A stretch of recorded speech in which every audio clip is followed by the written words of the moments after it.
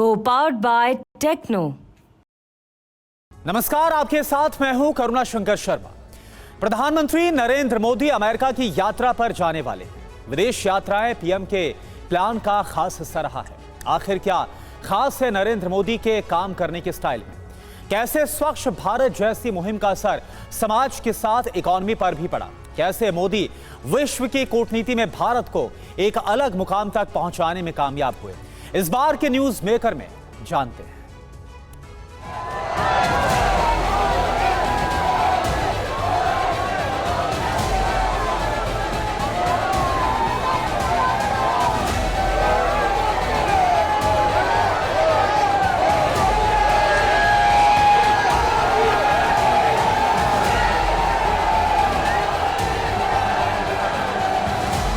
राजनीति में rock star जैसा रुतबा,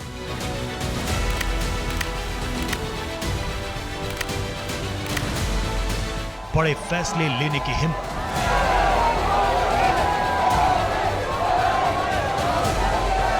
बड़ा विजन रखने का जज्बा,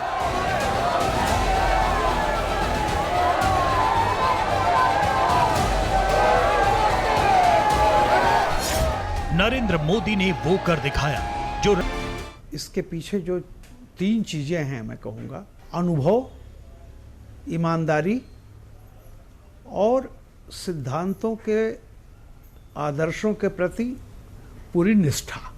ये तीन चीजें हैं जो मोदी जी को इस मुकाम तक पहुंचाया है।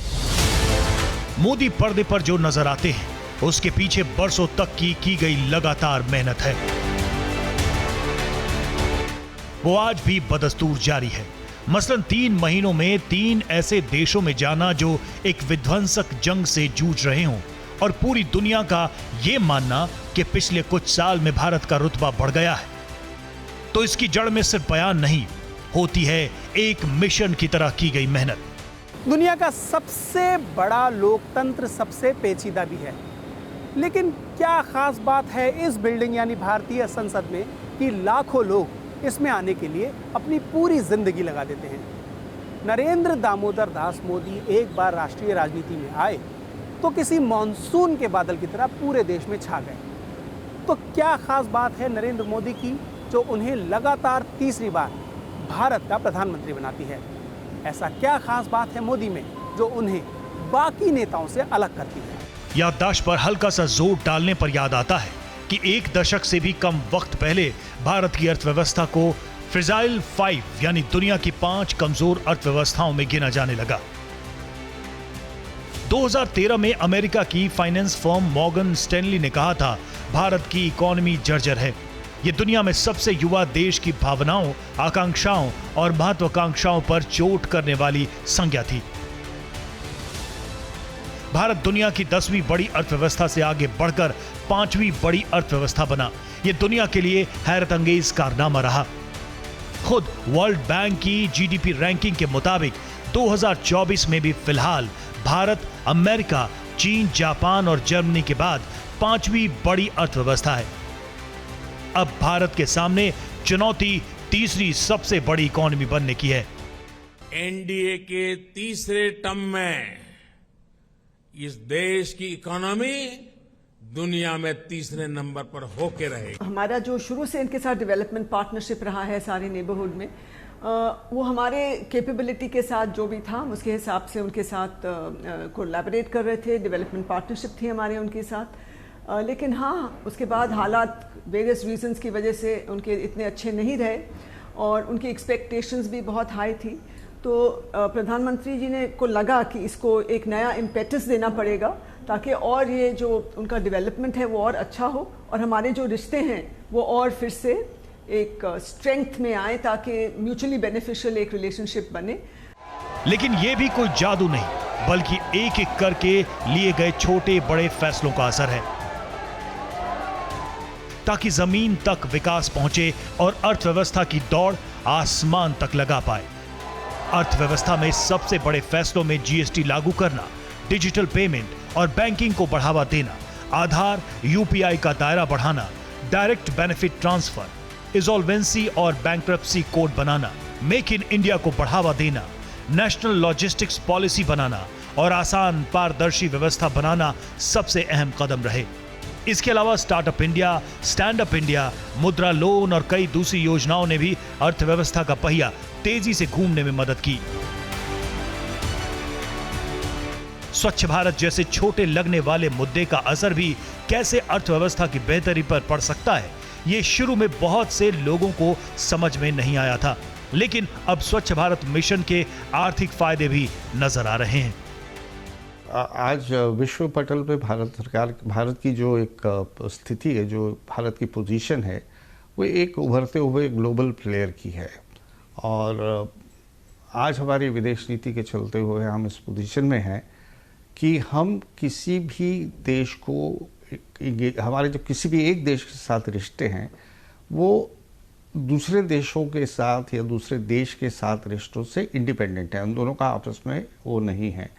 हम अपने नेशनल इंटरेस्ट को सामने रख के काम करते हैं और ये उसी पॉलिसी का नतीजा है कि आज अगर हम इजराइल को इंगेज कर रहे हैं तो मिडिल ईस्ट के साथ भी हमारे संबंध बहुत अच्छे हैं। हम पैलेस्टाइन की कॉज को भी हमने नहीं छोड़ा है। पैलेस्टाइंस को भी उनकी जो 2 स्टेट पॉलिसी है उसको हम एंडोर्स करते हैं। इजराइल को इंगेज करते हैं, तो इजराइल अगर ह्यूमैनिटेरियन कुछ गलत काम करता है तो हम उसे सलाह भी दे सकते हैं। जब किसी देश की अर्थव्यवस्था बढ़ती है तो दुनिया की निगाह उस पर लग जाती है। कोई बर्बादी की दुआ करता है तो कोई आगे बढ़ रहे देश की हर कहानी जानना चाहता है। ऐसे में चाहे अनचाहे पूरी दुनिया में एक होड़ लग जाती है, और होड़ होती है बड़े छोटे देश के नेताओं की शोहरत में भी। साल दर साल ऐसा कम ही देखा गया है कि कोई एक ही नेता अपने देश की जनता में लोकप्रिय बना रहे, लेकिन मोदी ने यह कारनामा भी कर दिखाया है।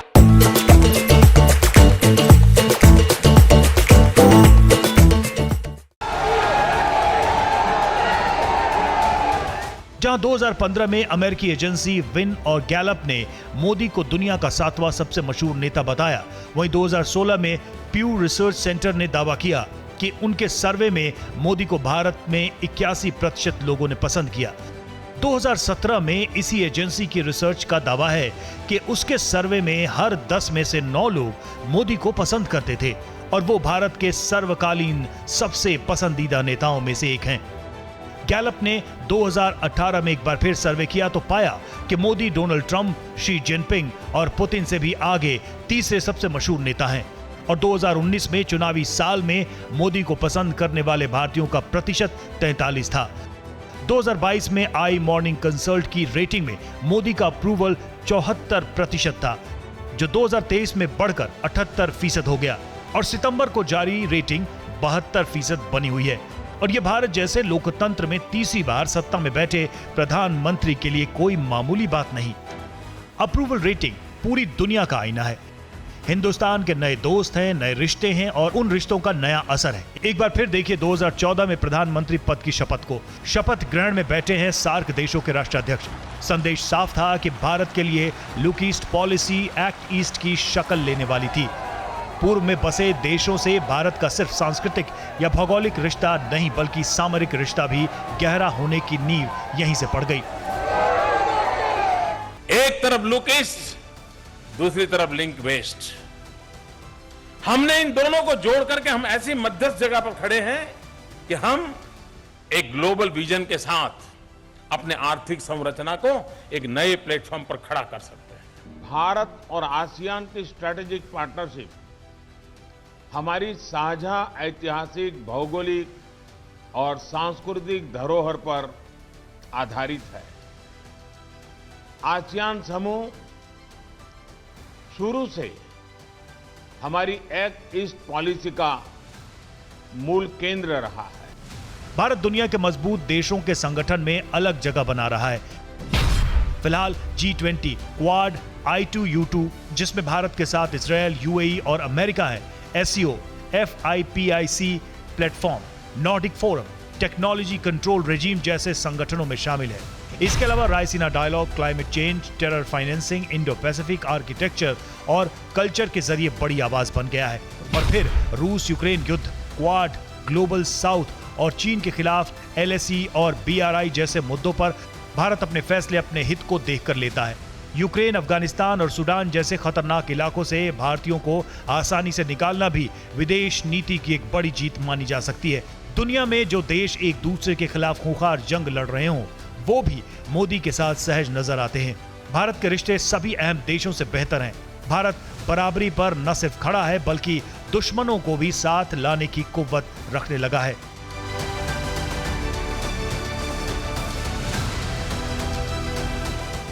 हम न्यूट्रल नहीं थे, हम पहले दिन से ही पक्षकार रहे हैं और हमारा पक्ष है शांति का। जब 2014 में मोदी जी ने पहली बार पद संभाला तो उन्होंने इंडिया नेबरहुड फर्स्ट पॉलिसी की घोषणा करी और तब से अब तक बड़ी निष्ठा से निभाया। भारत का ये मानना है कि अगर पूरे साउथ एशिया में विकास लाना है तो उसके लिए बहुत ज़रूरी है कि सभी देशों में एक शांति स्थिरता का माहौल हो, ताकि सभी लोग आपस में मिलजुल कर कोऑपरेट करें और म्यूचुअल इंटरेस्ट में काम करें। इसी नीति के चलते हुए भारत ने अपनी डेवलपमेंट असिस्टेंस का एक बहुत बड़ा हिस्सा अपने पड़ोसी देशों के लिए रखा है। इस डेवलपमेंट असिस्टेंस की खासियत ये है कि ये बिनाइन है, नॉन प्रिस्क्रिप्टिव है और इस पर पड़ोसी देशों की प्राथमिकताओं को ध्यान में रखकर ही दिया जाता है। इसके चलते बहुत ही हाई इम्पैक्ट प्रोजेक्ट्स, जो इंफ्रास्ट्रक्चर प्रोजेक्ट्स हैं, सिविलियन प्रोजेक्ट्स हैं, जिसका फ़ायदा आम जनता को होता है, उस तरह के प्रोजेक्ट्स को कैरी आउट किया जाता है। अब तैयारी बड़ी भूमिका की है। सिर्फ एशिया नहीं, दुनिया के बड़े स्टेज पर पूरी दुनिया की निगाहें भारत के नेतृत्व पर हैं। कोविड-19 से जब पूरी दुनिया जूझ रही थी तो संकट के वक्त भारतीय नेतृत्व ने न सिर्फ कोविड वैक्सीन बल्कि दूसरी सहायता भी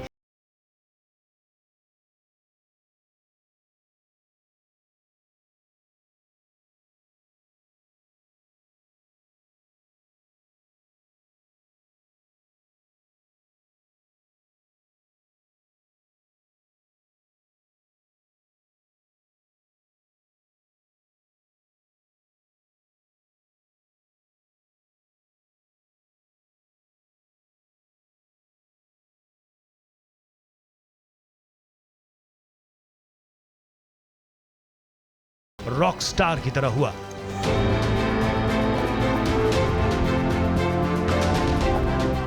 अट्ठाईस सितंबर 2014 को इस स्वागत समारोह से अमेरिका की आंखें चौंधिया गई। 17 नवंबर 2014 को सिडनी के अल्फांस एरिना में पीएम मोदी के स्वागत में सिर्फ भारतीय ही नहीं, ऑस्ट्रेलियन सेलिब्रिटीज भी नजर आए।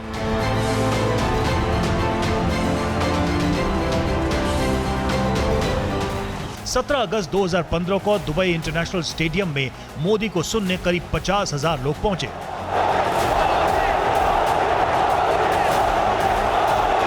तो 14 नवंबर 2015 को लंदन के ऐतिहासिक वेम्बले स्टेडियम में वो 60,000 लोगों के सामने थे। 2019 में दोबारा पीएम बनने के बाद अमेरिका के ह्यूस्टन में हाउडी मोदी कहकर अमेरिका में उनका स्वागत किया गया।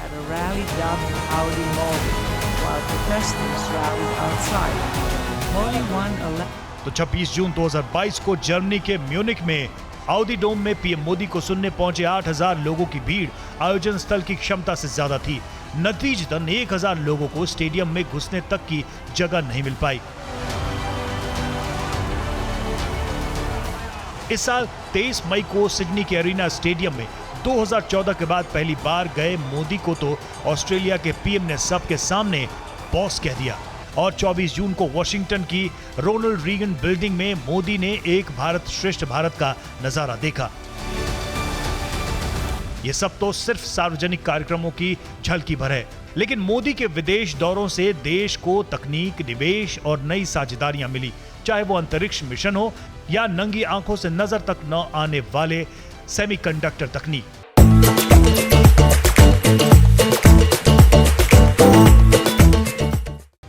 अगर आप देखेंगे हम लोग पहले से ही हमारे अच्छे रिश्ते बन चुके थे, लेकिन इजराइल के साथ और जो अरब देशों के साथ कुछ हमारी आई थिंक सेंसिटिविटीज़ हमें रखनी पड़ती थी ध्यान में, तो हमको बिल्कुल बैलेंस करके बहुत ध्यान से कदम हमने लिया है इजराइल के साथ भी, PLO के साथ भी, पैलेस्टीन के साथ भी और अरब देशों के साथ भी। और साथ में दूसरे अरब देशों का जो रवैया हमारे तरफ था वो भी अगर आप देखेंगे वो काफ़ी इन्फ्लुएंस था हमारे इस नेबर के साथ, वेस्टर्न नेबर से काफ़ी इन्फ्लुएंस था। लेकिन ओवर द इयर्स हमको समझ आ गया, इंडिया को समझ आ गया और वर्ल्ड को समझ आ गया, जैसे हमारी जो आर्थिक स्थिति है, हमारी जो ग्रोथ हुई है वो जैसे बढ़ी है, उससे एक इमेज जो अच्छी बनी है कि एक इमर्जिंग कंट्री है, एक डेमोक्रेसी है और एक काफ़ी पॉजिटिव इमेज हमारी बनी। तो उससे भी एक दोनों तरफ से मतलब हमने तो देखा है कि हमें थोड़ा सा अपना जो प्रोफाइल है और रिलेशनशिप्स हैं डिफरेंट कंट्रीज के साथ बढ़ाने हैं, लेकिन उन कंट्रीज को भी लगा कि उनको बढ़ाने चाहिए। भारत की स्थिति को और मजबूत करने के लिए मोदी पहले ऐसे प्रधानमंत्री बने जिसने इजरायल, फिलिस्तीन, Mongolia, Equatorial Guinea, Eswatini, Bahrain और फिजी का दौरा किया। इतना ही नहीं, भारत को 2001 में यूएन सिक्योरिटी काउंसिल में अध्यक्षता करने का मौका भी मिला। Bharat global solar alliance global south का नेतृत्व भी कर रहा है। विदेश मंत्रालय की वेबसाइट पर दावा है कि अब भारत 78 देशों के साथ विकास की साझेदारी कर रहा है। कई देशों ने भारत की मुद्रा में कारोबार करने का फैसला भी किया, जिससे विदेशी मुद्रा और अर्थव्यवस्था में कई सेक्टर्स को सीधा फायदा होगा। अगर आप कुछ कंट्रियों से लगातार जो देशों से अब आप आयात और निर्यात कर रहे हो तो आपको तीसरी करेंसी यूज करने का क्या फायदा, क्योंकि आप जब फॉरेन करेंसी में डील करते हो तो वहां पे ट्रांजैक्शन कॉस्ट बढ़ जाती है, आपको 2-3-4% एक्स्ट्रा पैसा लगाना पड़ता है। उदाहरण के लिए आज जो इंडियंस विदेश में काम कर रहे हैं वो अगर सिर्फ अपनी कमाई का पैसा घरों में रेमिटेंस भी भेजते हैं तो उनको करीब 5 से 6% कॉस्ट ऑफ ट्रांजैक्शन बैठता है। अगर $100 बिलियन का रेमिटेंस आता है तो आप समझिए कि इसमें ट्रांजैक्शन कॉस्ट हो जाती है करीब $6 बिलियन, जो बहुत बड़ी कॉस्ट है। हिंदुस्तान के कई राज्यों का जीडीपी नहीं होगा इतना। तो अगर हम रुपये में ट्रेड कर रहे हैं तो आप ये सीधा सीधा $6 बिलियन बचा लोगे। इसका मतलब यह है कि मान लीजिए कि मैं दुबई से डील कर रहा हूं या मैं अफ्रीकन कंट्री से डील कर रहा हूं, मैं रशिया से कर रहा हूं, मैं ईरान से कर रहा हूं, मैं ब्राजील से कर रहा हूं या और किसी कंट्री से कर रहा हूं, नेबरिंग कंट्री से कर रहा हूं। वहां से जब मैं आयात करता हूं, मान लीजिए कि मैंने 100 करोड़ का आयात किया, मैं उसको 100 करोड़ को डॉलर में कन्वर्ट करके 100 करोड़ दूंगा तो पहले मुझे वो डॉलर कन्वर्जन की कॉस्ट, फिर मैंने वहां से वो मेरे से आयात करेंगे और मैं कहूंगा मुझे डॉलर में दे दो, फिर उनको कन्वर्जन करना पड़ेगा। दोनों तरफ की जो कॉस्ट है वो प्रोडक्ट पे लोड होती है, फायदा होता नहीं आपको। कॉस्ट का फायदा कोई और बैंकिंग सिस्टम या विदेशी कंपनियां ले जाती हैं। तो जब आप रुपये में डील करते हो तो आपको बहुत फ्लेक्सिबिलिटी मिलती है। प्रधानमंत्री बनना मुश्किल काम है और भारत जैसी विविधता भरे देश में तो ये काम और भी चुनौती भरा हो जाता है, वो भी ऐसे समय में जब कोविड, युद्ध और धोखेबाज पड़ोसियों की चुनौती भी रोज सर पर हो। लेकिन फिर भी प्रधानमंत्री मोदी ने ऐसा बहुत कुछ हासिल कर लिया है जिसे हासिल करना किसी दूसरे के लिए चुनौती भी हो सकता है और प्रेरणा भी।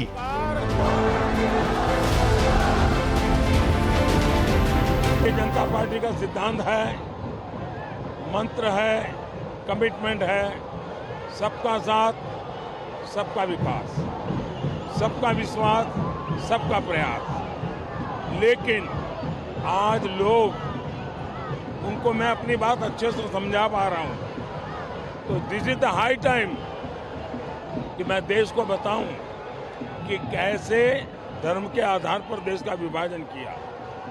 उसके बाद से 75 साल तक उन्होंने जो राजनीति की है वो देश को बांटने की है। और मैं उदाहरण के साथ बताता हूं, एक प्रकार से उन्होंने सेकुलरिज्म के नाम पर वोट बैंक पॉलिटिक्स किया, अपीजमेंट का पॉलिटिक्स किया, वो सब अब साफ हो चुका है। इसलिए उनको डर लगता है। भारतीय जनता पार्टी धर्म के आधार पर राजनीति करती नहीं है। भारतीय जनता पार्टी का वो रास्ता नहीं है। हम संविधान को समर्पित है। मोदी बीजेपी की सियासत के केंद्र से एनडीए की धुरी भी बन चुके हैं और अब एनडीए के सहयोगी दल भी मोदी के चेहरे पर निर्भर रहने लगे हैं और यही वजह है कि वो कांग्रेस के निशानों के केंद्र में भी हैं।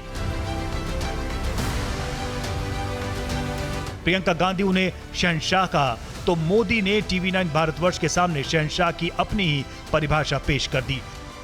मुझे जो शहंशाह कहा गया है, मैं मानता हूँ ये सही विश्लेषण किया गया है, क्योंकि मैंने 2001 में मुख्यमंत्री बना तब से अब तक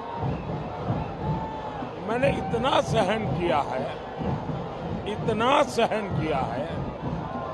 आरोप सहन किए हैं, इतनी गालियां सहन की है, और जो इतना सारा सहन करता है वो शहंशाही है। मोदी अपने चुनावी भाषणों में अपना विजन भी पेश करते हैं। विपक्ष महंगाई और बेरोजगारी जैसे मुद्दे उठाता है तो वो लगातार इस बात पर जोर देते हैं कि भारत की अर्थव्यवस्था सबसे तेज बढ़ती अर्थव्यवस्थाओं में से है। विपक्ष उन्हें घेरने की कोशिश करता है तो वो बार बार 2047 का विजन पेश करने की कोशिश करते हैं। मैंने पब्लिक को गारंटी दी है 24/7 फॉर 2047 विकसित भारत बनाना, उसके लिए पूरी शक्ति से। मोदी अपना विजन खास तौर पर युवाओं के लिए रखने की कोशिश करते हैं। भारत में युवा का बड़ा वोट बैंक है। मोदी खुद को उनसे सीधा जोड़ने की कोशिश भी करते हैं। जहां राजनीति में फॉर्मूला बनाया होता था वो मोदी ने ध्वस्त कर दिया। उन्होंने अपना फॉर्मूला खुद बनाया और उसे सफल भी करके दिखाया। और जीत किसकी होगी? राजस्थान की होगी।